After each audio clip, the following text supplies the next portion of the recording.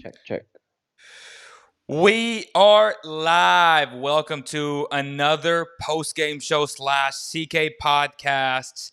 And today, the Kings lost. Yes, I'm devastated. The Raiders lost. We'll get into that. But the only positive out of all of this is that we got E-Man on the other line. What's up, brother? How you doing? I'm good, man. I know the Kings lost, but I saw some positives in the midst of all this bad defense.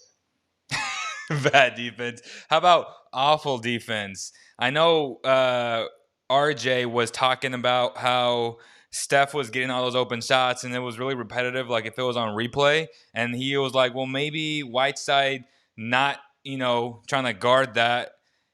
That's part of Yeah. their scheme. And I'm like, well, change the damn scheme if that's the scheme. Like, you should never allow Steph Curry, best shooter in NBA history, to get so many shots. You don't go under a screen or just stay there, Whiteside. If that was the game plan as a coach, you call a timeout and you're like, bro, no, guard Curry, let anybody else beat you.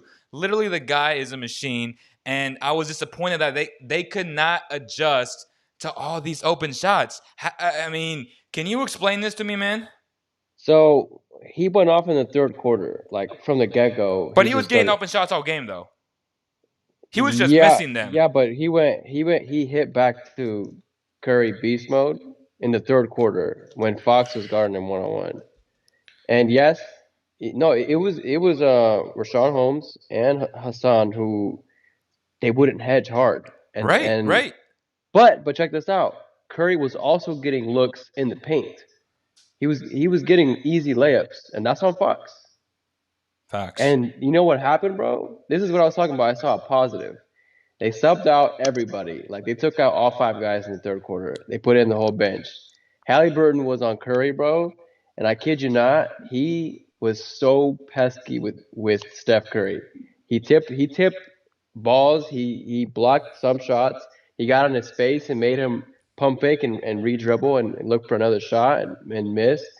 And I was just like, dude, I know we got roasted by Fox. I mean by Steph Curry. The Kings got roasted by Steph Curry. But Halliburton, like the Kings know now that they have a young Corey Joseph in their pocket. Like in all honesty, like when someone's going off, like in the West, like we're gonna be having elite guards every night. You know you can count on Halliburton, and he's gonna play really. He played way better defense than De'Aaron did. But just to me, I felt like De'Aaron, like he was relaxed the whole night, and he didn't take it serious till like late in the game. When he was attacking, but he was just off. Like today, he just felt off. Like his entire game was off. Halliburton, he hypes me up, man. And I know Curry was still scoring on him, but just the way he anticipates plays, he deflects balls, he just like predicts where the ball's gonna go, where Curry is gonna go. Like already, he already knows where Curry is gonna be. I love that, and I'm excited about that. I would love to get some insight on whether or not he watches a lot of film. I feel like he does. His instincts, his anticipation is off the chain. I mean, it's off the charts, right? Yes, you know what ESPN said? They said that he was looking into synergy, which you use synergy, Perfect. and he looks up synergy to find out where his guys shoot, and then he plays on 2K to make sure like those guys, those are their hot Wow. tendencies on 2K, That's which is high really level. smart. I'm like, dude, like I don't really think about it. That's high level. But that's a player, an individual wanting to get better, trying to find different ways to improve your game and give yourself an edge, right? An advantage. And that's what you talked about, which has always stood out to me, which is maybe a few months ago about that Draymond Green show you were watching, how certain players can lock in for a long time. Good Yeah, players can lock in, right at the start of games or maybe in the third quarter, but the great ones, the very good ones, can lock in consistently throughout a game. And I feel like his defensive instincts are already so good. Honestly, besides Rashawn Holmes as a big defender, he's probably the second best defender on the team already. Like to me, Corey Joseph gets beat so much. I know he's pesky and he plays hard. You must give him credit for that. But I just think the lateral quickness that Halliburton already shows defensively and his ability to just block shots when he's trailing, like that was a special play. That block he got on Curry was like, oh my gosh, that's special. That's knowing where that shot was coming from. That's him studying film. So props Yeah. to him. And real quick on De'Aaron Fox too. You said his whole game was off. I agree, but especially defensively early on. I don't know if you noticed that, but just the miscommunication, as I pointed out on Twitter on CK. I was tweeting from CK, Hmm. and I was like what's wrong? Like he was really bad defensively, in terms of what their scheme was and where he was supposed to be. Obviously, he's always going to get those steals, right? Because he's great at that as well, and he's so quick. But there were certain times where I just felt like he could have done better, and maybe you're right. He had an off night. Last game of the preseason, it happens. But that's how I felt. I don't know if you saw some of that too defensively. Yeah, well, in all honesty, on my defense, I was really locked in on watching Buddy. He was good Um, tonight. he had a lot. He had a not a lot, but he had a grip of isolation plays where he went one on one with Andrew Wiggins, and he played really well. Like versus Portland, they were sending double teams to help Buddy. You know, whenever Buddy got matched up against Damian, they would send help. This game, whether it was Curry, Wiggins, anybody, they left him on ISO. And props to Buddy, bro. He played pretty good defense, ISO wise. I don't know team wise, but isolation wise, when it was one on one, he played well. Like I said, I wasn't really watching Fox on defense. I was really watching if he was going to be pulling up and shooting, Which he did, and which he he did missed a a lot of lot. that in the first quarter. He missed a lot. He stopped in the second. He started taking them again in the third and fourth, but they were like forced, low shot clock. And then he took like one more just like for the heck of it. And he was it's awful, bro. Like it's bad. He's got it. I get it. Like it's preseason, shoot it. But if that continues in the regular season, he's got to be like, dude, if you're not making them, like you have to settle for catch and shoot 3 pointers only. Shouldn't be dribble, dribble, dribble, shoot. Just it's like the way he misses, they're just like they're They bad. need to hire either Rafa Dor or Lethal Shooter to be a full time coach ASAP, because your star player should be. As you said, the way he's missing the shots, I don't care about his miss, but the way he's missing, they're like complete bonkers, and that's not good because it doesn't even give his players a chance to get an offensive rebound. Like when I miss threes, they're soft, right? Like Yeah. good shooters miss soft around the rim, and I think that matters. So it's definitely concerning for me. Yeah, it's well that's just shooting. Like shooting wise is concerning, but I mean, even if he doesn't develop a shot, Rondo He still does has a place everything in the well. league. So You know what I mean? he does And everything so well. I was every tweeting about how the yeah, game has slowed down for him. That ability to just see players last second, or not even last second, it's knowing that they're going to be there yeah, and then anticipating that, okay, I can trust this guy to skip it with my offhand to the yeah, corner, or just even the drop off to Whiteside. yeah, That's a star type player. That's a high level read, man, and he's yeah. finally making that read consistently. Yeah, so that was my point too. Is just Fox, shooting aside, like we're on him a lot for shooting, but attacking, he attacked. He didn't get a lot of calls. It's still like this. I know it's preseason for the refs. You got to start giving him some calls though once the season starts. Like dude gets hit, and the way he does it, he's like using technique to swing his arms under people. He's not getting calls, and they're off. Like his layups are off, and you see the stat sheet. They look bad. He's missing up from close, but he's getting hit. But at the same time, he's making a lot of reads too, and making the right reads. Exactly. And also what I noticed is when he was at the top of the key, like versus Portland, we kept seeing Holmes and Hassan making those reads. Today, Got better. we rarely, so maybe like once or twice every quarter that the bigs made reads, but Fox was making a lot of the reads from the top of the key, and that's what you want to see, bro. Like Halliburton and Fox are going to be your best guys to make those reads. You know what I mean? I ain't even gonna lie. Did you see Buddy off those reads? How he had guys on his hip this time, and how he's Oh, just pick and roll. He got so much better at that. So props to bro. Trey Slate for working out. I know they were working out on that hard, and it's showing. So again, if you use Buddy as a secondary playmaker, not as your primary, the way they used him last season, as a secondary playmaker, because he is such a great shooter, teams are gonna have to close out on him every single time. And if he can make that consistently, which he did tonight, that's a great sign. Bro, tomorrow when they release the replay of the game, I got like 7, 8 plays of him dropping passes, perfect times that resulted in no points Yep. because the guys got hit.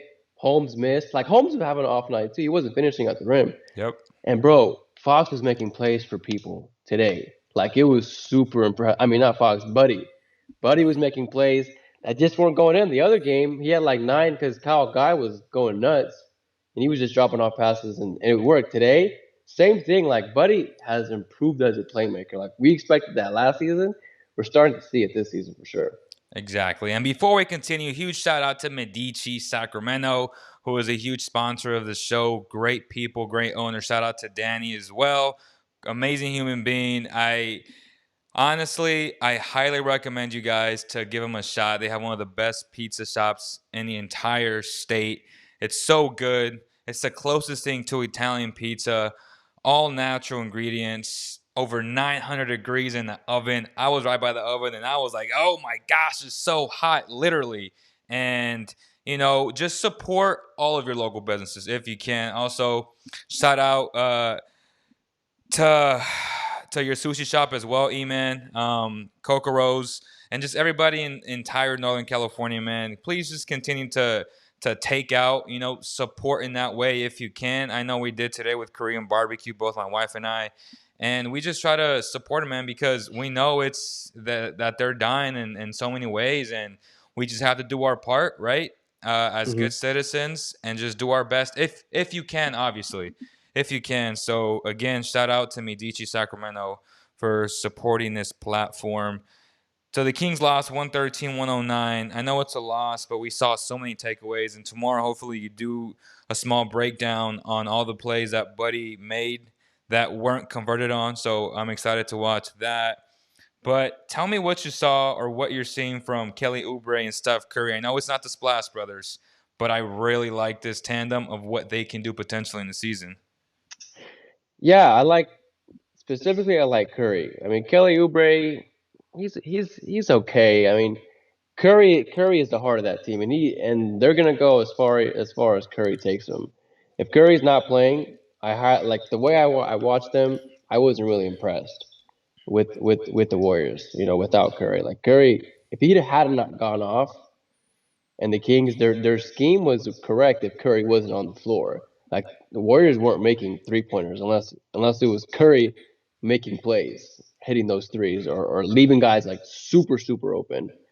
Um, I don't know. I feel like the Warriors Okay. without Klay Thompson, without Draymond Green, obviously he'll be playing, but Wiseman.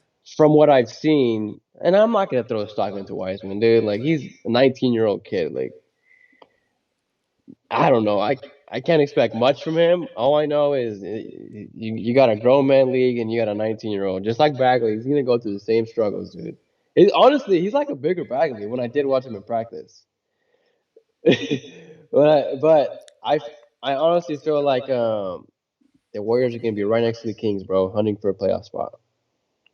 I don't, I Talking don't, about I Bagley don't. though, talking about Bagley though, I like what I'm seeing, man. I'm not even gonna lie. His activity around the rim, his liveliness, his ability to just spin. If you set him up right, these sets have to be set up where there's spacing on the floor, and Yeah. if you give him the ball towards the middle, not so much on one side, I like that a lot more. We all know he has tunnel vision, right? Make no mistake about it. But at least put him in the best situation to what's the word, to minimize his tunnel vision to where he can go either side depending on what he makes his read on the defense. So if he's making me go left or making me go right, obviously they're going to make him go right. But if he can just learn how to maneuver himself back to his strength side, which is his left, he can overpower guys now because he is stronger. I don't know if you saw, but he can now go through guys. And that's the big difference to me from today than he was 2 years ago or even a year Yeah. ago. So if he can now go through guys and hopefully make free throws, we haven't really seen enough to really judge him on that. But I Mhm. just feel like if you set him up in the middle of the floor with the live dribble, I like it. I don't know how you feel about that. I was actually gonna ask you. I said because for the starting five for the Kings, I kind of have an idea of what to look for. But in Bagley, like I honestly don't know what I'm looking for when I watch him.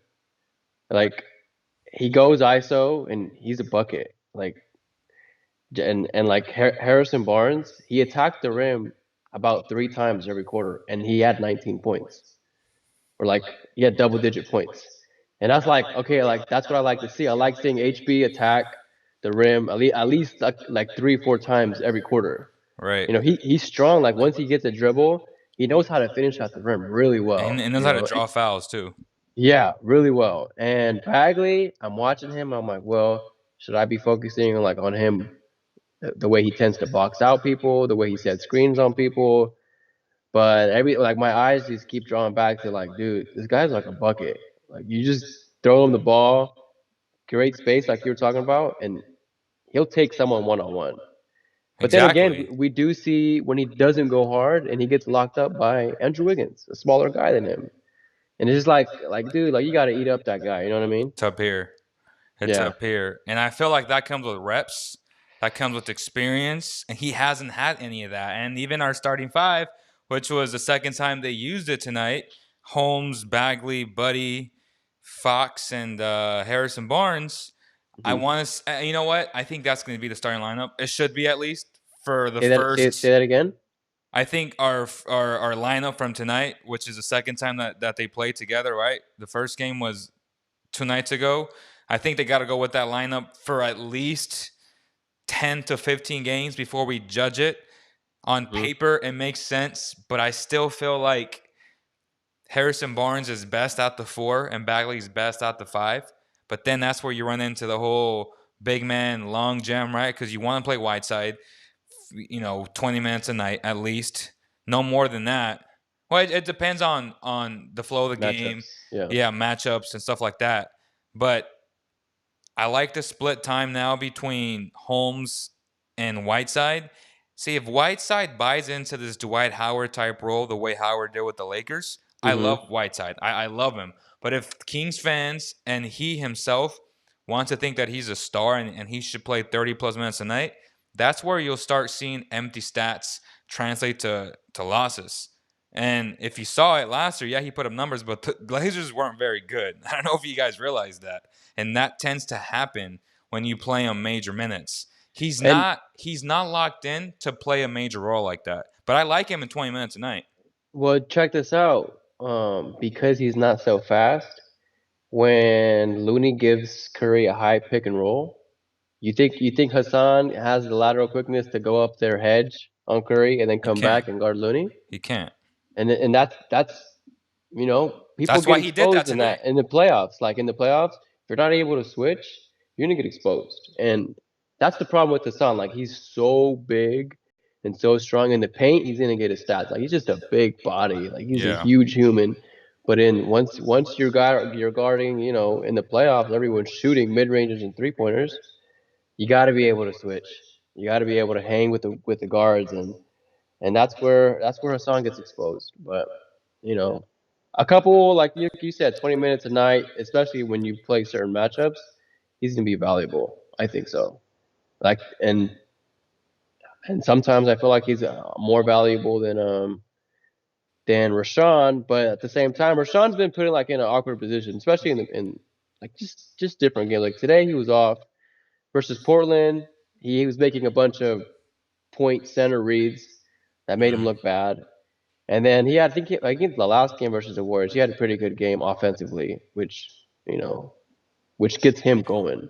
But I think he made two nice reads from the top today. I don't know if you realize that. Today, yeah, I think yeah. Well, Hassan and Hassan did too, though. and Holmes, they were making about like when I was looking for that, they were making about 2 3 reads from the top every quarter, which I'm okay with. Like okay, 2 3. I'm not gonna throw a big A, fit about a that. quarter, yes, you're right. A It's quarter. it has to be in certain spurts. You can't have it all game. I don't want Yeah. my offense to run through my bigs. That's like Dave Yeager a few years ago when he was running his offense through Zebo or Willie Cauley-Stein. No disrespect to Willie, but yeah, if you put him in certain situations, but I want to see more DHOs with Fox, Halliburton, and Buddy. That's Yeah. how the offense should flow, man. Just DHO, go downhill And if you miss a shot, you have a dump off to your big. And if not, then you make the read to the corner, which is there for the most part because when you have that type of speed going downhill, defenses have to respect that. And when you have a shot like Buddy, which is elite, top 3 in the world, then you have to respect that. So that's how I want my offense to flow more off of dribble handoffs. Mm-hmm. I want to see more Spain pick and rolls. I know last year I saw them do it a couple times with Harrison Barnes, where he got nice alley oops, or even De'Aaron Fox, right, where Fox hits that second back pick, and then boom, it's there. I just want to see more consistency, but for the most part, I want to see them run, man. And today, I liked how Buddy looked up and he just fed Bagley again. He's a special athlete. Make no mistake about it. The fact that a 6'11" guy can run the way he can, and how he caught that in traffic and got fouled, that's big time. That's how you want to run this offense. So just keep running, man, and just like if Buddy runs his lanes hard, I don't know if you saw that a lot tonight and even last game, good things are going to happen for the Kings. Mm-hmm. Yeah, man. So like I said, it was a loss, but there were some good and bad takeaways from tonight's game. HB was a bright spot. Buddy making plays. Fox making plays. You know, Holmes, Buddy, and Fox had bad shooting nights. Tyrese has really good individual defense, which is amazing. Buddy played good defense on isolation plays, which is awesome. So there were some bright spots, bro. I was satisfied with the game, even though it resulted in a loss. But I was like, I like where it's going. I want to see Corey Joseph back in for Kyle Guy. I mean, a lot of people love Kyle Guy. Like, I'm actually on Luke Walton with this. Like, Kyle is really good offensively, like really good, and I know it's the Warriors and they don't have many guards. Like they have young guards or guards that aren't as experienced. Where Kyle Guy he's just cooking them. But against like the rest of the league, he's gonna get destroyed defensively. And I don't know. Like I'd rather Do you give rather those have big. Joseph over Guy though? I Huh? mean, I'd rather I pay more 3 guard lineups with Halliburton, Buddy, and Fox. But if you do add a fourth guard, I prefer it to be Guy. To be honest with you, it's fair, but for me, I feel like Kojo has been playing pretty good offensively. Like he's been hitting threes, and he that's fine for was me. Like that against the Blazers. That was my biggest takeaway. That he was confident, right? That he was taking a yeah, shot for the first time ever. and I know he's an older player, but they still get better, bro. Like their development never stops. Like if he wants to extend his presence in the league, he's got to develop that shot. And it looks like it's preseason hype, but he developed a shot so far. And defensively, like I know if he's not gonna like stay in front of everyone, but he's still like calls out defensive plays. Like Yeah, he he like he does. IQ like Richard Sherman, like he knows what's happening. Yeah. And it's good to have, and Kyle Guy, I saw a lot of plays today where he got destroyed on defense, but then on offense he was cooking too. But on But offense, if you have a second unit of a Kyle Guy and a Buddy Hield rather than a coach and a Buddy Hield, that helps Buddy out so much because now you have to stay home with Kyle. I mean, Kyle Guy is a sniper. And this, yeah, but check this out. Like I never liked Buddy, Belitza, and now you add Kyle Guy in there. So you got yeah, like so if they're not hitting or they're missing a couple shots, that's resulting in pretty much a bucket or a foul on the other side.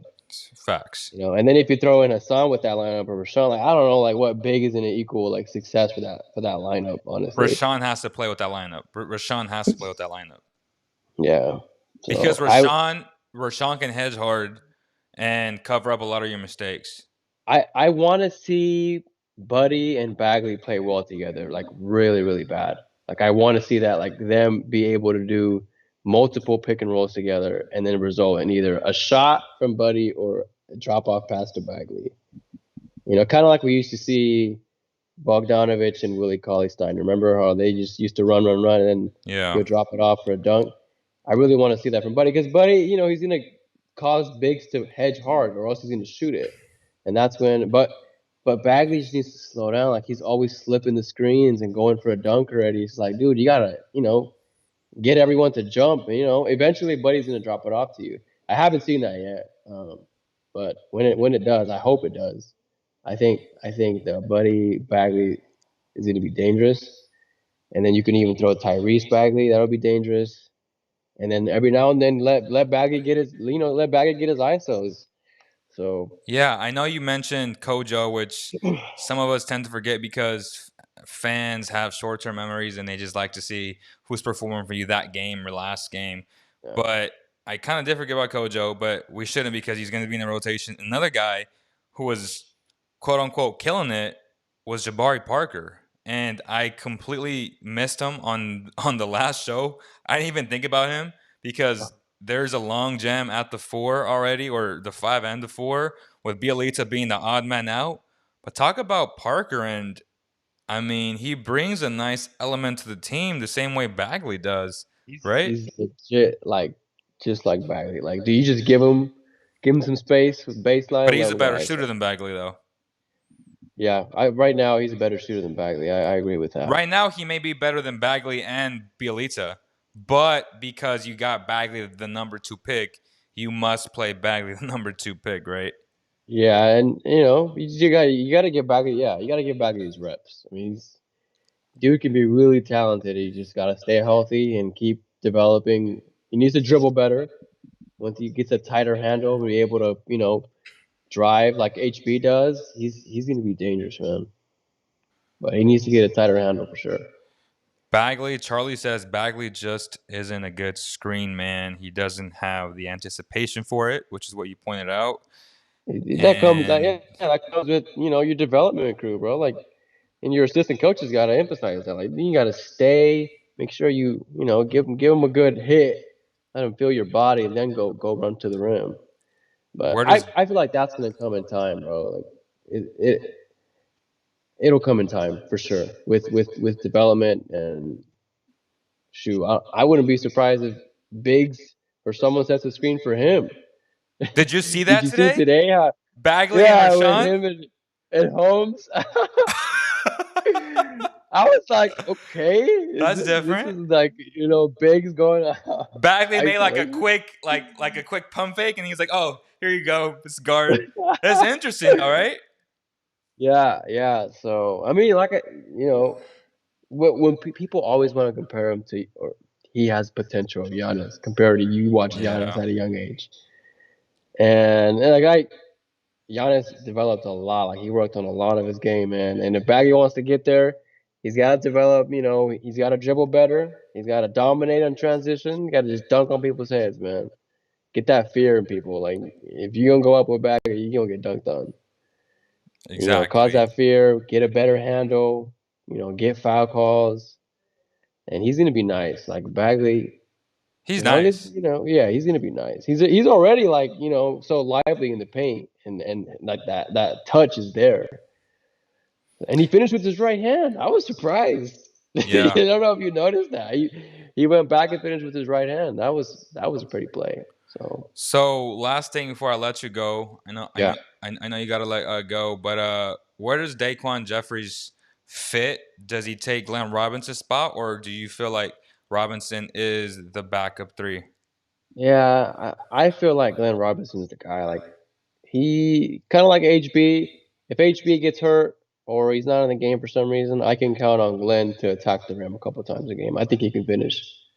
And I just have to see his free throws. I don't know how often Glenn gets foul calls, but if he Yeah. if he makes his free throws and attacks the game, attacks the paint every now and then, a couple times a quarter, I like Ben Robinson to be your backup, All right, small forward. so I got James Harden, Jimmy Butler, LeBron, Luca, and Giannis on the screen as we speak.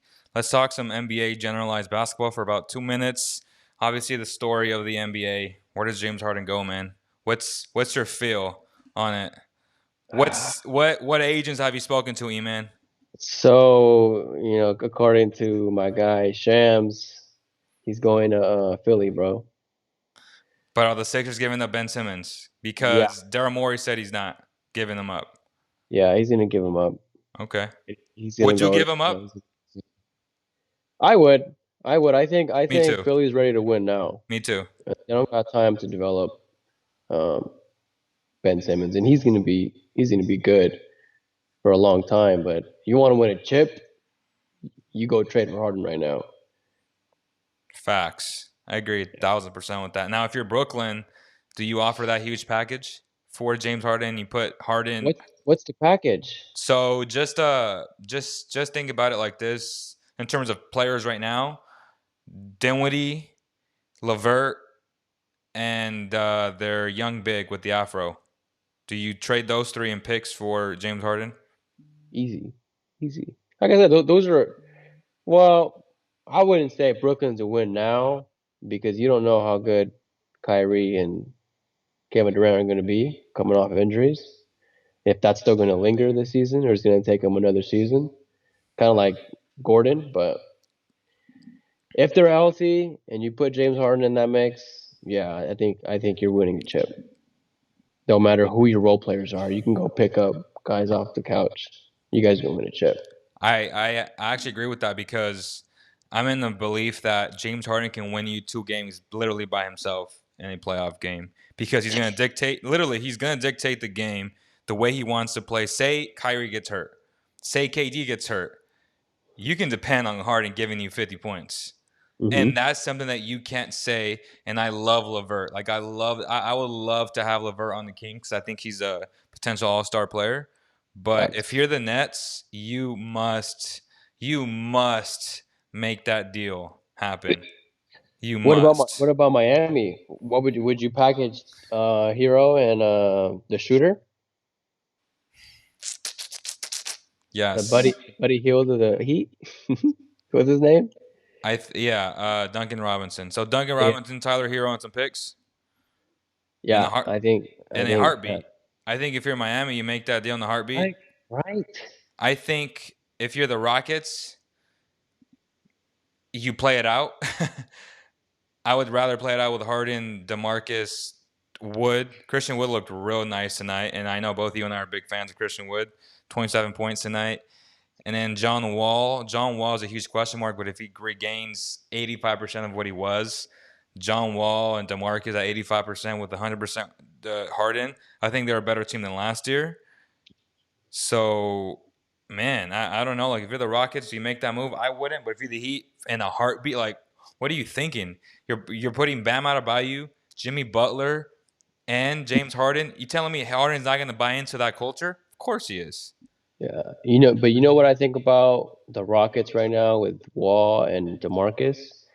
I feel like they're the Rockets. I mean, not the Rockets. They're the Raptors of that Warrior season where their guys got hurt. Like, if someone got hurt, when you're heading into the finals in the West, like someone big, like KD got hurt, Mm-hmm. you might have a chance to win. Like, they can win it if things go right. Right. But things have to fall their way. Like I don't think they win the championship just with DMC, Wall, and Harden. Like, things Yeah, have to fall their way for that to happen. for sure, for sure. And then Harry Gordon would have to be a huge X factor. Would Facts. have to depend on him not to get hurt, right? Because he's always injured. It's unfortunate. But that guy can play though when he is healthy though. Yeah. Like that guy is a baller. Do you see real quick? Do you see the Kings being the third team in the potential trade for Harden? Like being like a team that gets assets and takes back bad contracts. I don't know. I I think. mean, Yeah. I think. Gosh, man, Buddy's playing well, and I feel like the teams are gonna buy into it and trade for him quick. yeah, And yeah, we got to be ready for it. I mean, he's playing really well. He's making plays for people, and he's shooting well, and getting everyone. He's playing good defense. Teams are gonna be like, they're gonna reconsider all the Kings asking for first round picks and draft picks and first round draft picks and right, a young star player. yeah. So uh, Giannis is a one last thing. Are you surprised that he signed? yeah, I'm gonna be honest. I don't Really? think I don't think the Bucks did enough this season or this offseason. You're surprised, huh? Yeah, like I think if he's a I'm if winner, bro. I'm young, I feel like he's a winner. That he's loyal. He believes in competition, and I honestly I never thought he was gonna leave. you think they have a chance to come out the East? I do. I think they do. I think Drew Holiday is that good of a basketball player, and they got better this year. I know they don't have Bogey, but I don't. They need Malcolm Brogdon, or they just need one more player, one more offensive player. which they can trade for.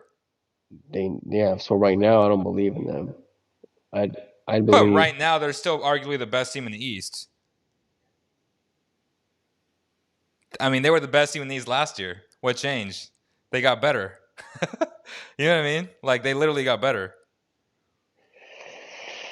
So does the Nets. Right. I mean, okay, number 2 seed. My point is, they're still a top 3 seed regardless of what happens. You have the 2-time MVP. Well, let's So talk did real fast. hey, so Yeah, did the Wizards. Watch out. So did Charlotte. bro, LaMelo Ball is nice, huh? Yeah, he's fun. He's just I haven't watched the game, but just watching his highlights and uh, he's just a fun guy to watch. Dude, I've seen they have like five guys on the floor that are 6'7" or taller Oh, at it's the same fun. time. It's The fun to two watch him play. twins, Yep. Miles Bridges, Yep. LaMelo, and then a big. Oh my gosh, I man. watched him play That team is against the Raptors. so versatile. They're fun to So watch. versatile. Yeah, they're fun to watch. They'll lose a lot, but they're fun to watch. Luka Yeah. Doncic, LeBron James, real quick. Mavericks, Lakers. Do you expect the Lakers to repeat? No, I'm gonna say no. Okay, and the Mavericks, do they make the finals this year? Yes. Easy. No, I was gonna ask you, who would you, if you had the second overall pick in a fantasy team, who would you pick? Does the second overall pick Yeah, with all the NBA players at my disposal? yeah, Who went number fantasy, one? NBA fantasy. Who went I, number I think one? I think Giannis or LeBron James. No, I think Giannis is number one, clearly. Okay, so I But got LeBron, Luka at number two. LeBron and Luca, who would you draft? You got James, LeBron. You got Steph. You can put Steph Curry in there. I gotta go Luka, bro. Me too. I gotta I go told my Luka. friends, I said, I don't care about LeBron. Draft Luca, bro. You'll get me mad if you don't draft him. You gotta go Luka, right? Yeah, well, he's just. I think he's just a fantasy dream for players. I God, bro, think I'm sick. LeBron, and he's just gonna take it easy. He's gonna take it slow to begin the season. I don't I'm think he's really sick. gonna push himself to try to win MVP. I know I told everybody, and I did. I threw that Luka face that they gave me. Like, I threw it away. I was like, I have to just throw it away, make peace with it. But man, when I watch him play, I'm trying to look into the garbage and say, where's my Luka face? But man, I mean that kid is special, and it's unbelievable that he's 22 years old. Yeah, Like, it's ridiculous. wow. Wow. But that's going to do it, y'all. That's going to Yep. do it, y'all. Hopefully, you guys can listen to this show if you haven't listened to it on iTunes or Spotify or anywhere where you get your podcast. Drop a review on iTunes. If you haven't already, we really appreciate that. Again, huge shout out to Midici Sacramento, Valley Tire Center, and all the sponsors that will come on board this season.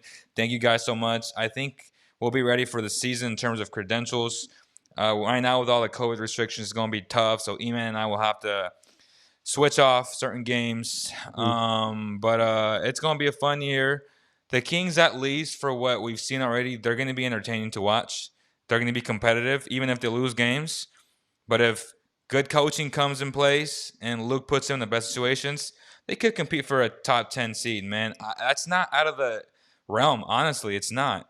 And Leo's got a playoff mentality, people. You guys just understand that. Leo's a winner, okay? bro, He's never gonna settle for losing. Tanking. man, Let's get back to the score.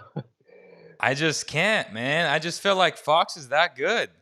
And if he can hit 30, I'm saying 35 now. If he can hit 35% of his 3-point shots, that's it. And if he can hit 75% of his free throws, that's it. And if Buddy puts up 20, he puts up 23, and Tyrese or anybody else puts up 12 to 15, they could win games, man. That's just me, though, right? Just give yourself a chance.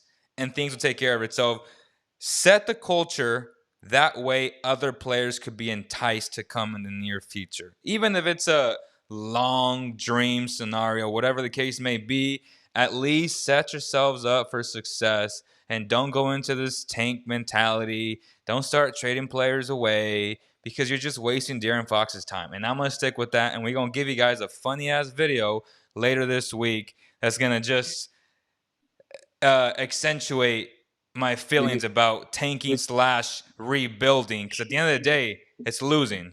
Watch, you're gonna create a cult, bro, of just winners. Hey Just man, win. I know a lot of people want to win. Like a lot of people are on my side. You only see the loud Twitter sheep that are like, rah, rah, rah, rah. But I think the majority agree with me. Honestly, I do. I do. Don't ever change, though. Don't ever change, bro. All right, y'all. Thank you guys so much. And on behalf of the entire CK family, we appreciate E-Man for joining the show. We got to get E-Man a lot more on here. We thank you guys, and we see y'all on the next one. Peace.